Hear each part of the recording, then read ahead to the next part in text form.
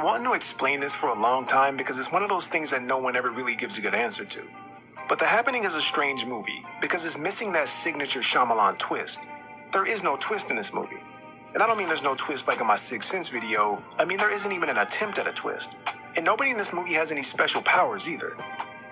So we have a Shyamalan movie with no twist, no special character, and no sensible explanation of what's going on. But something about Shyamalan's movies seem intentional. Kind of like the third act of a Tarantino film.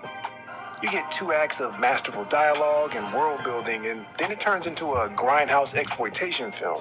Well, we all accept that this is just how his movies are. It's a separate universe where all the people act equally strange across all of his films. So I thought, maybe all of Shyamalan's movies are connected too. So I took a whole day and just watched all of his movies. And it didn't take me very long to see some pretty obvious similarities. I noticed that all of his movies can be split up into 4 groups based on the main themes.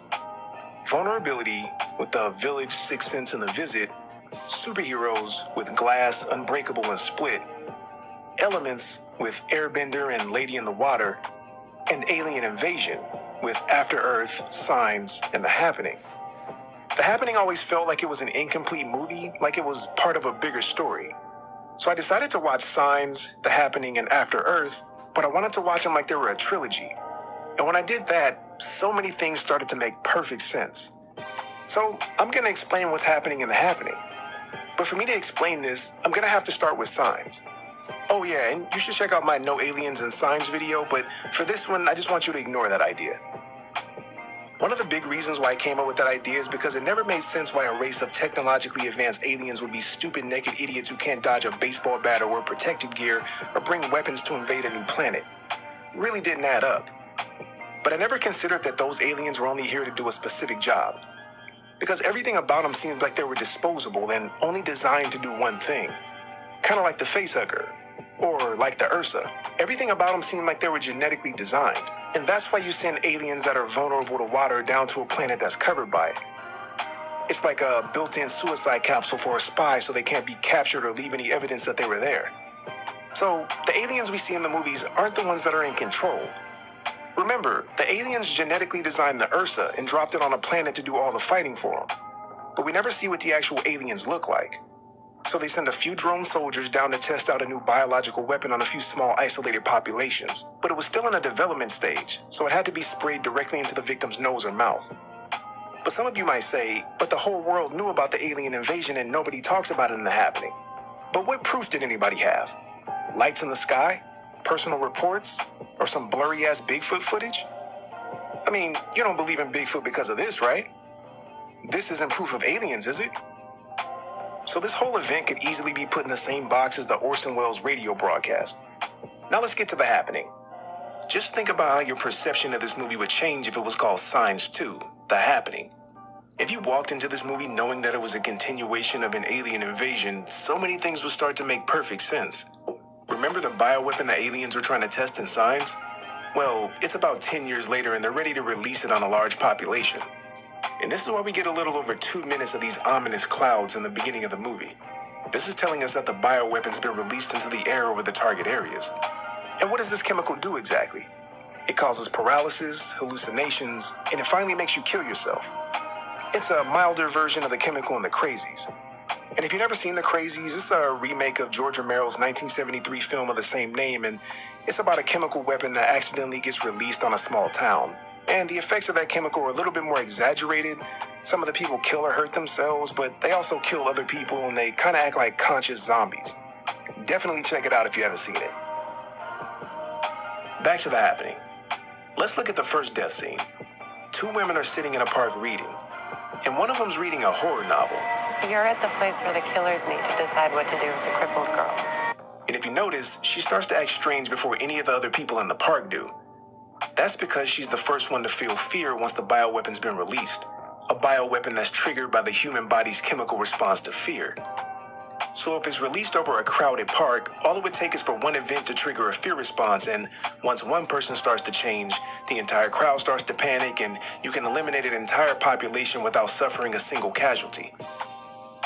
Every suicide is always triggered by fear. A construction worker almost falls, he feels afraid for a second, the chemical's effects kick in, and then he jumps. Someone sees them, they feel afraid, the effects kick in, and then they jump. Everyone's fine until the girl in the back seat started to panic.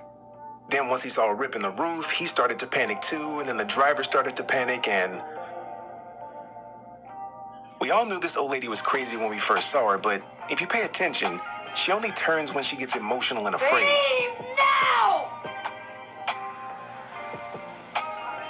I didn't notice it until this point, but there's always a scream right before a crowd changes. My firearm is my friend!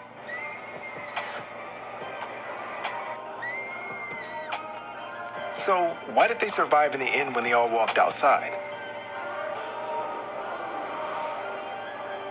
And that answer came in the form of the original ghost. He's believed to be so completely free of fear. It's because they learned how to ghost. They're not afraid, so the chemical can't make them turn. This is why we spend so much time on the mood ring. This is telling us that controlling their emotions is a key to staying alive. It's the plants. The plants are an idea that get mentioned many times, but the idea of it being the trees never made any sense to me. What are the odds that the plants in New York and Paris both evolved the exact same type of poison with the exact same type of effects? Or is it more likely that aliens released a bioweapon over two heavily populated cities? And the final shot of the movie lingers for about 10 seconds. And once again, we're shown these ominous-looking clouds. This is telling us that the danger is coming from the sky, not from the trees. And that leads to the final movie in the trilogy. Oh yeah, I'm gonna make all three of these movies make sense. After Earth takes place 1,000 years after the happening, and we get a romanticized story of Earth before the evacuation. I've heard stories of Earth, a paradise, until we destroyed it. But we also hear something else about the planet. Everything on this planet has evolved to kill humans. So we destroyed the planet, and everything on Earth evolved to kill humans. I mean, we can see that this isn't true when they land on Earth, so why do they think this? Why do they think everything on Earth evolved to kill humans? Because during the entire alien invasion, everyone thought it was the trees. They thought the trees were evolving to kill humans. Traces of the neurotoxin have been found in some plants and trees. Now, plants and trees just can't pick up and move when they feel threatened like other species. They have only one option: to rapidly evolve their chemistry. It's the plants. They can release chemicals. You know, plants have the ability to target specific threats. This story would have been a major part of Nova Prime's history, and if you add that with the fact that it's a 1,000-year-old story, and the fact that no one knew it was aliens, and now everyone thinks that it was the trees. But let's look at the scene with the people getting on the rocket and actually evacuating Earth. I've heard stories of Earth, a paradise, until we destroyed it. Why? Because everyone thought the plants were trying to kill us. There's a lot of focus on fear in these three movies. And since the aliens like to focus on using our fear against us, they created a creature that could smell our fear and followed us to a new planet to try and finish what they started. Now, is my shit together? Is my shit together?